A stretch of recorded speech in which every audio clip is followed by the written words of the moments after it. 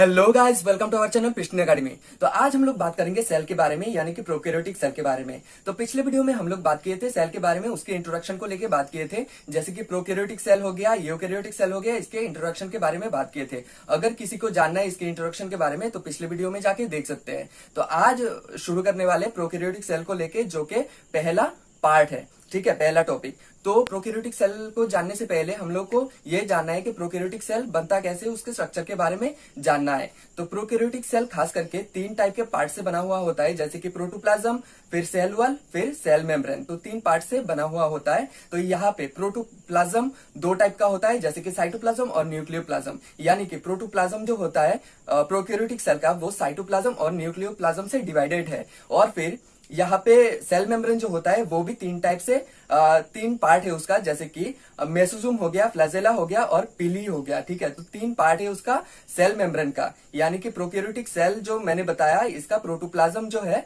2 type का होता है, 2 पार्ट होता है इसका, साइटोप्लाज्म और न्यूक्लियोप्लाज्म। फिर सेल मेम्ब्रेन जो होता है इसका 3 पार्ट होता है, मेसोप्लाज्म, फ्लैजेला और पिली। यहाँ पे सेल वाल भी होता है, जिससे किसी प्रोकैरियोटिक सेल का कैप्सूल बनता है, उसको सेल वाल भी कहा जाता है। यानी कि बैक्टीरिया और जो प्रोकैरियोटिक बाकी सेल है, उसका जो ऊपर का जो हिस्सा है, यानी कि ऊपर का जो परत होता है, वो सेल वाल कहा जाता है इसको, और इसको कैप्सूल भी कहा जाता है, बैक्टीरियल कैप्सूल कहा जाता है इसको। तो यहाँ पे हम लोग को जानना है कि साइटोप्लाज्म के अंदर क्या क्या चीज होता है। साइटोप्लाज्म के अंदर 2 टाइप का यहाँ पे पदार्थ पाया जाता है, जिसको राइबोसोम कहा जाता है और प्लाज्मिड कहा जाता है। तो यहाँ पे प्रोकैरियोटिक सेल बहुत ही सरल टाइप का सेल होता है, बहुत ही सिंपल सेल होता है। तो यहाँ पे साइटोप्लाज्म पे 2 ही टाइप का यहाँ पे यूनिट पाया जाता है, जिसको राइबोसोम कहा जाता है और प्लाज्मिड कहा जाता है। और राइबोसोम जो यहाँ पे पाया जाता है, ये बहुत ही सरल मात्रा का होता है, जिसको 70S कहा जाता है, ठीक है। और न्यूक्लियोप्लाज्म में देखा जाए तो यहाँ पे जेनेटिक मटेरियल होता है। तो जेनेटिक मटेरियल जो होता है, इसको कहा जाता है न्यूक्लियोइड। और न्यूक्लियोइड इसमें क्या होता है, इसमें क्रोमोसोम पाया जाता है, ठीक है। तो क्रोमोसोम के अंदर क्या होता है, क्रोमाटिड होता है, और क्रोमाटिड के अंदर डीएनए पाया जाता है किसी प्रोकैरियोटिक सेल का।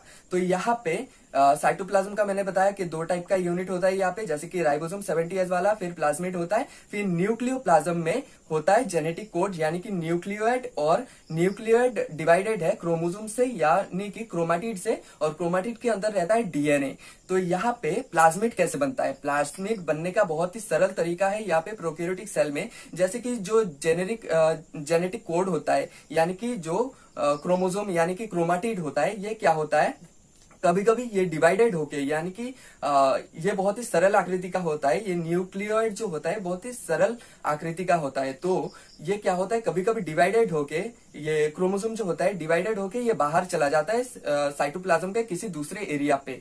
तो चले जाने के कारण ये प्लाज्मिड का रूप ले लेता है। तो ऐसे बनता है किसी न्यूक्लियोप्लाज्म से, यानी कि न्यूक्लियोइड से प्लाज्मिड बनता है, ठीक है। तो यहाँ पे अगर दूसरे पार्ट में देखा जाए, ये पहला पार्ट है, यानी कि प्रोटोप्लाज्म का पार्ट है, ठीक है। और अगर दूसरे पार्ट में देखा जाए तो इसके ऊपर प्रोटोप्लाज्म जो होता है, इसको घेर के क्या रखता है, ये सेल मेम्ब्रेन होता है। तो सेल मेम्ब्रेन यानी कि कोशिका झिल्ली होता है यहाँ पे। तो ये बना हुआ होता है फॉस्फोलिपिड से, यानी कि ये फॉस्फोरस और लिपिड का एक मिक्सचर होता है, तो उससे बना हुआ होता है सेल मेम्ब्रेन। यानी कि प्रोकैरियोटिक का जो सेल मेम्ब्रेन होता है, जो साइटोप्लाज्म को घेर के रखता है, ठीक है, तो ये बना हुआ होता है फॉस्फोलिपिड से। तो इसका 3 पार्ट है खास करके, जैसे कि मैंने बताया कि मेसोजोम, फ्लैजेला और पिली, ठीक है।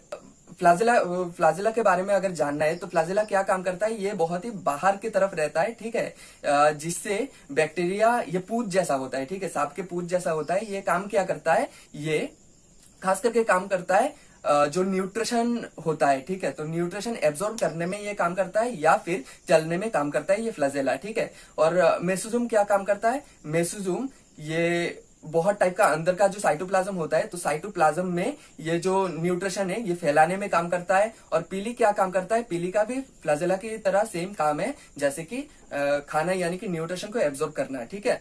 तो यहाँ पे तीसरे पार्ट में अगर देखा जाए तो तीसरे पार्ट में होता है सेल वॉल।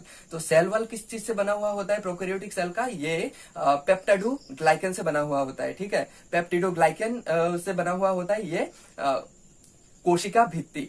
तो कोशिका भित्ति जो होता है, इसको सेल वॉल भी कहा जाता है। और बैक्टीरिया का, यानी कि प्रोकैरियोटिक सेल का जो कैप्सूल होता है, वो सेल वॉल से ही बना हुआ होता है, यानी कि पेप्टिडोग्लाइकन से ही बना हुआ होता है, ठीक है।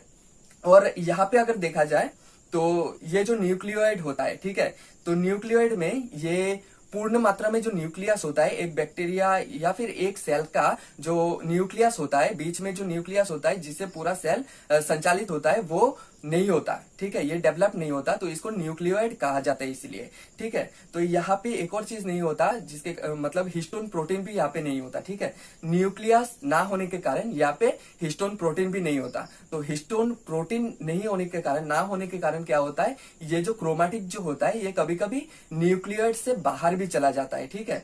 तो न्यूक्लियोइड से बाहर चले जाने के कारण मैंने बताया कि प्लाज्मिड बनता है, ठीक है। तो यहाँ पे हिस्टोन प्रोटीन तो होता नहीं है इसमें, ठीक है, लेकिन न्यूक्लियोइड बनने के लिए कुछ ना कुछ प्रोटीन होना बहुत ही जरूरी होता है, क्योंकि यहाँ पे पेप्टाइड बॉन्ड होने का बहुत जरूरी है, वरना ये जो क्रोमैटिड है वो फैलता ही रहेगा, ठीक है, पूरा जो साइटोप्लाज्म होता है उसमें फैल जाएगा।